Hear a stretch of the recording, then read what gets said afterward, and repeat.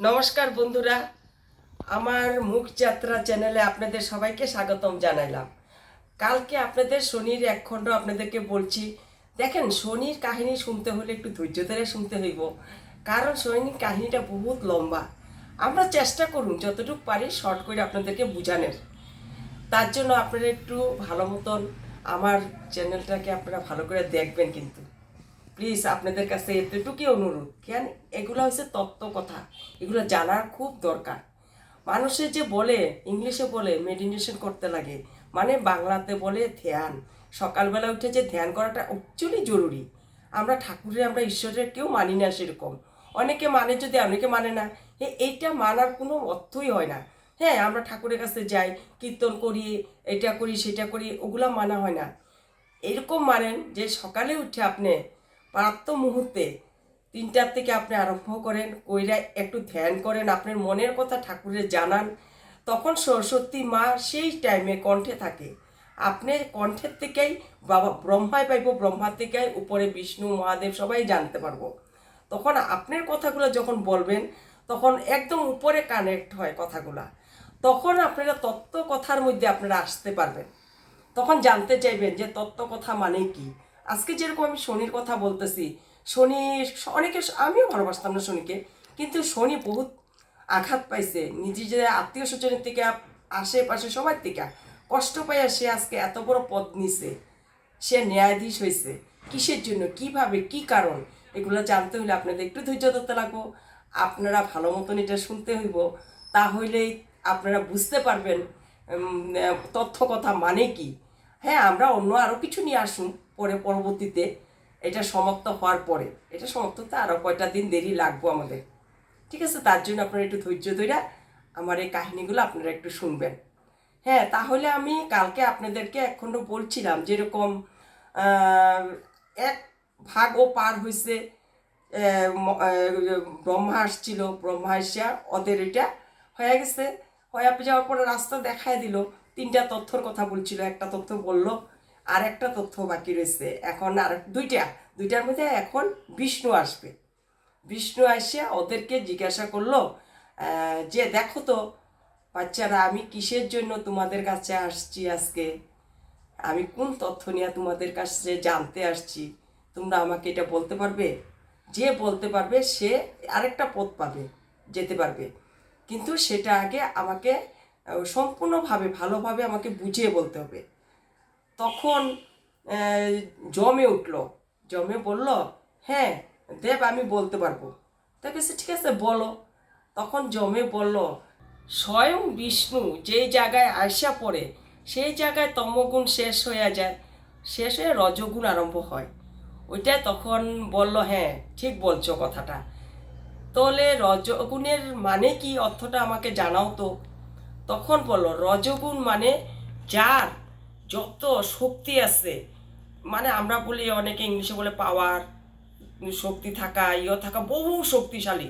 মানে এত শক্তিশালী সে, ও নিজে যেটা ইচ্ছে সেটাই করতে পারে। আজকে ধরেন একটা রাজা, সে তার বহুত রজগুণ আছে তার ভিতরে, বহু শক্তিশালী সে। মানে প্রজাদের উপরে সেই করতেছে, কি ভালো করতেছে না মন্দ করতেছে সে জানতেছে না। সে ভাবতেছে আমি ভালোই করতেছি, আমার তো রজগুণ ভর্তি, আমি সব ভালোই করতেছি। তখন বিষ্ণু বলল যমকে, হ্যাঁ ঠিক বলছো কথাটা। কিন্তু শনি ওইখানে আপত্তি করলো। তখন শনি বলল, এটাতে আমার আপত্তি আছে। যে তখন নারায়ণ বলল, কিসের আপত্তি, কি এরকম, তুমি তাহলে অন্যরকম করে আমার বললে শোনাও, আমি শুনি। তখন বলল, হ্যাঁ রজগুণ মানুষের মধ্যে, সবার মধ্যে আছে, এটা সত্যি কথা, আমাদের সবার মধ্যে রজগুণ আছে। তো রজগুণের বেশি অতিরিক্ত হইলে তখন মানুষে কি করে, মানুষের তখন অহংকার, মানুষের মানে কি করব, তারা কোনো কিছু পায় না। যেরকম ধরেন একটা রাজা, রাজা নেতৃত্ব করতেছে, ঠিক আছে, ওই রাজাটার ভিতরে যদি অহংকার আসিয়া যায়, রজগুণটা বেশি হয়, তার অহংকারও হইব। তো অহংকারের চোটে সে নেতৃত্ব ভালো মতন সে করতে পারবো না। যেরকম ধরেন, যখন ওর অহংকার হইল, তখন সে কি করব, প্রজাদের সাথে অন্যায় করতে থাকলো। অন্যায় করবো না, তার ওজন, তার অহংকার সেরকম, এত অহংকার তার ভিতরে, সে নিজেই ভাবতেছে না আমি কি করতেছি কি না করতেছি। হ্যাঁ, তখন শনিও বলল, আপনি বলেন তো, মানুষের মধ্যে যদি অতিমাত্রা রজোগুণ থাকে তাহলে ওই মানুষটা কিভাবে নেতৃত্ব করতে পারবো? কোনো রাজা কোন কোনো কোন যার বেশি বেশি থাকবো সে কোনোদিন ভালো নেতৃত্ব করতে পারবো না। ওই কথা বলাতে শুনা তখন নারায়ণে বলল, তুমি ঠিক বলছো, অতিমাত্রা রজোগুণ থাকলে কেউ ভালোভাবে কোনো কিছু করতে পারে না, তার অহংকারেই সে পতন হয়ে যায়। তখন এই কথা বলাতে তখন বলছে, ঠিক আছে, তুমি আসো আমার সাথে, আমি তোমারে পথ দেখাচ্ছি। 2 নম্বর পথ উনি দেখাবে। আর ওইদিকে ওদেরকে বলল যে তোমরা নিজের পথ নিজে বেছে নিবে। এই কথা বলে নারায়ণ শনিকে নিয়ে চলে গেল। শনি 2 নম্বর পার করেও 3 নম্বরে যাবে আর কি। ওইদিকে ছায়া বিশ্বকর্মার সাথে কথা বলতেছে যে, বাবা, আমি সন্ধ্যা আসার আগে আগে আমি এখান থেকে চলে যাব। কেন সন্ধ্যার সামনে আমি প্রশ্নের উত্তর দিতে পারব না যে শনি কই থেকে আসলো, আমার তো বলে নাই আমার সন্তান জন্ম দেওয়ার জন্য। আমি আমার স্বামীরই কি উত্তর দিব, সন্তানদেরকে কি উত্তর দিব? এইসব প্রশ্নের সামনে হইলে আমি কিভাবে কি করব? তার জন্য আমি বহু দূরে যেতে চাই, যাতে আমার কেউ খুঁজা না পায়, কেউ যাতে আমার সন্তানও যাতে আমার খুঁজা না পায়। যতই চেষ্টা করো, আমি ওরকম জায়গায় আমি যাইতে যেতেছি। আমার আর ওখানে এখানে থাকার কোনো ইচ্ছা নাই। কেন আস্তে আস্তে যখন আমার শরীর এরকম হয়ে যাব, সবাই আমার প্রশ্ন করব, তখন আমি প্রশ্নের উত্তর কিভাবে দেবো? সন্ধ্যা আসলে কিভাবে উত্তর দিব? আমার স্বামীকে কি উত্তর দিব? ওই বলতেছে যে, বাবা, আমি এখান থেকে আমি যাইতে চাই। এখানে বাবা কান্দাকাটি করতেছে যে তোমার এরকম তুমি ত্যাগ করতেছ, এই ত্যাগের কি করুম আমি জানি না, আমার আজকে সন্তানের জন্য তোমার এই অবস্থা। আর বলল যে, বাবা, আমি একটু শনিরে লাস্টবারের জন্য আমি একটু দেখতে চাই, যে আমি পরে তো আর ওর দিকে দেখতে পারব না কি কোনো দিন, আমি এখন ওরা দেখতে চাই একটু। তখন বলল, ঠিক আছে, দাঁড়াও, তোমার দিব্য শক্তি দিয়ে আমি তোমারে দেখাইতেছি। তখন বিশ্বকর্মা শনিরে ছায়াকে দেখানোর জন্য দিব্য শক্তি দিল, দিব্য শক্তি দিয়ে দেখতেছে। ওদিকে দেখতেছে দেবের গুরু বৃহস্পতি গুরু সেখানে আইসা হাজির, ওর আরেকটা পরীক্ষা নেওয়ার জন্য।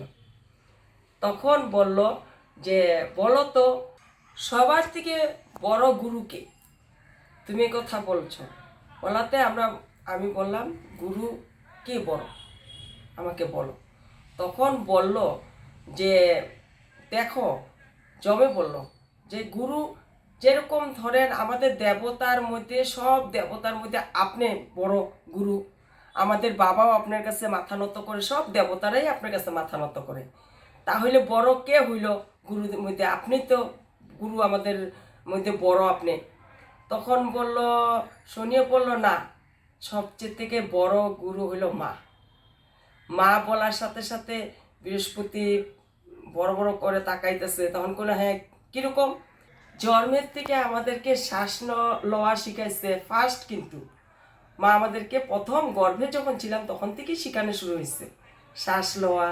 বাইরে হওয়ার পরে আমাদেরকে কথা বলা, হাতে ধরে আমাদেরকে হাঁটা শেখানো, হামাগুড়িতে আমাদেরকে সহায় করা, সব কিছু মা ছাড়া কিছু নাই।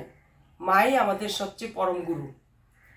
তখন বৃহস্পতি বলল, ঠিক বলছো, মাই হয়েছে সবচেয়ে বড় গুরু, আমি না। এই কথা বললে শনিরে দিল। মা ওইখান থেকে শনির এগুলা কথা সব শুনতেছে দীর্ঘ শক্তি দিয়া দেখে। মা শুনা ভাবতেছে, আমার শনি কি সুন্দর কথা কইতেছে। মা আনন্দে, মার মন খুশি। তারপরে এদিকে বৃহস্পতি তারে নিয়ে গেল ওরে পথ দেখানোর জন্য, আর এক পথ, ওইটা শেষ হইলো, ওরে নিয়ে গেল। ওইদিকে মা মহাদেবের কাছে পূজা করতেছে, আর মা মহাদেবের কাছে গিয়া বলতেছে, তখন বিশ্বকর্মাও ছিল, মহাদেবকে বলতেছে, হে প্রভু, হে মহাদেব, আমি আপনার আগে সবসময় দুষতাম। কেন? যে আমি ভাবতাম আমার ছেলের কপালে কি লেখছেন আর আমার ভাগ্যে কি লেখছেন আমি জানি না।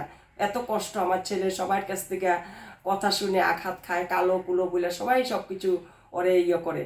কিন্তু এখন ভাবতেছে, এরকম সন্তান দিয়ে আমারে আপনি ধন্য করছেন। আমি ভাবি নাই আমারে শনি যে দিছেন, আমি এত সৌভাগ্য। আপনারা আর আমি কোনো দিন অন্যায়ভাবে আপনারা গালাগালি আর অন্য দিন কোনো কিছু বলবো না। কেন আমি এই শনি পাই আমি বহুত খুশি যে ও মারে এত ভালোবাসে। ওর ভালোবাসাতে আমি আর আপনার কাছে কোনো আমার আর করার কোনো নাই আমার। ওই বললা বিশ্বকুমার তখন বলল, ছায়া তুমি এখন কি করতে চাও? ওকে না বাবা, আমি যেটা মন নিছি যে আমি এখান থেকে চলে যাব, আমি চলেই যাব।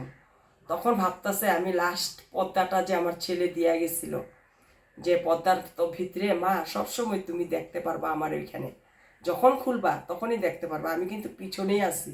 যেরকম ওর মা ছোটোবেলা ওরে থুইয়া সূর্যভবনে আসতো, পর্দা একটা দেওয়া ছিল মার ছেলের সন্তানের মাঝখানে। ছায়ায় ভাবলো এই পর্দাটা যতক্ষণ থাকবো ততক্ষণ তো আমি যাইতে পারবো না, তো পর্দাটা সরাইয়াই তারপরে আমি যাবো। কিন্তু এখানেই তো সব শনির আচ্ছা আকাঙ্ক্ষা মায়া সব কিছু এখানেই তার জড়ানো আছে।